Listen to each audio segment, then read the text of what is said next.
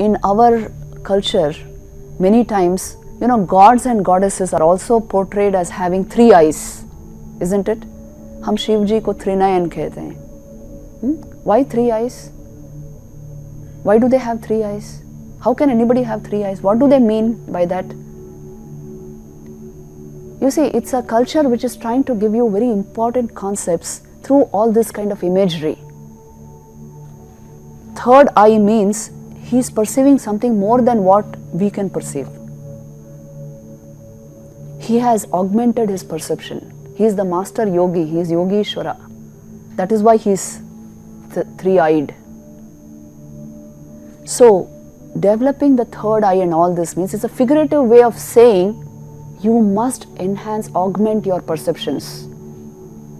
Go into a process which will help you do this.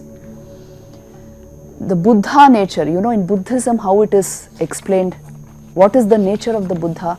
It is so clear, you see, it's so beautiful.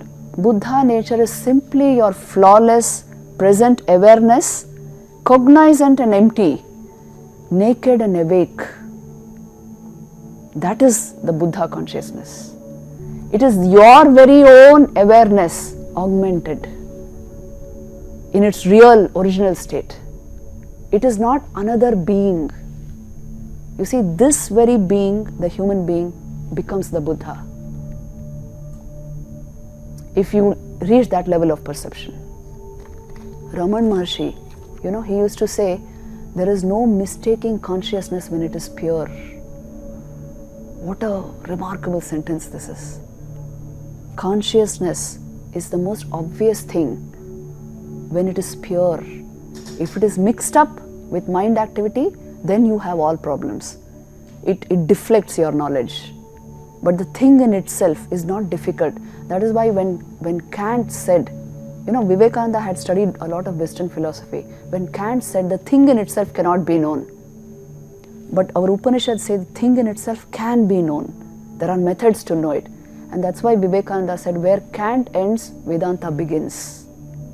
So here you have a very profound system of thought, a very profound philosophy which is giving you ways to augment your perception so that you augment your life. Because as I told you, your life, whatever you are calling life, if it flowers by itself, if it blossoms by itself completely into full awareness, your happiness is 100% guaranteed by yourself. If you are only half alive, which means not fully aware at all, you require objects to keep you alive and aware. And if you are totally unaware, you require drinks and drugs to pep you up.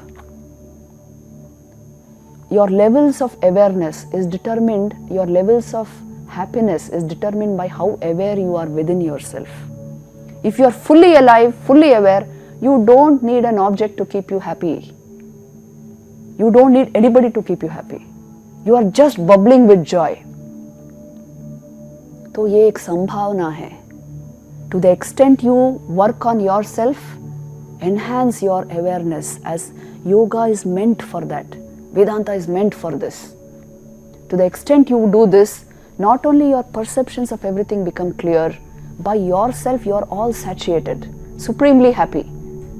Nothing else is required to bring into your life joy, ecstasy, happiness.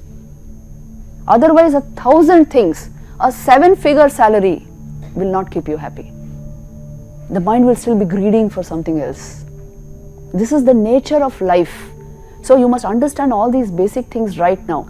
I am not telling you don't aim at the good things of life. Aim at them. But you must know basically this is what is happening with the human psychology. Yoga and Vedanta are methods for you to introduce yourself, your own mind, to the higher aspects of your being. Once you get them, once you are able to experience them by yourself, you discount, in a way you can do without a whole lot of things in your life and yet stay supremely happy. You are not their slave, that's the basic thing. You have it in your life, but you are not a slave to that thing.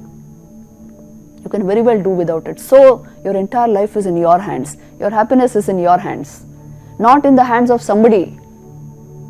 Isn't it? If today you need somebody to keep you happy, When that person changes, your happiness also will change. But if you are the source and origin of your happiness, the beauty of life is in your hands. So this possibility is open to the human experience, to the human being. Through a little practice of these things, the purpose of studying perception is this. Your means of knowledge, your means for happiness can be cleared, can be augmented, and you can get the highest blessings of life by yourself, through yourself. Not through a belief system, not through somebody, through yourself. Uddhared atmana atmanam na atmanam avasadayet. The message of the Bhagavad Gita is this: you elevate yourself by yourself. Don't reduce yourself to something stupid by yourself. Elevate yourself by yourself. You are perfectly capable of doing it.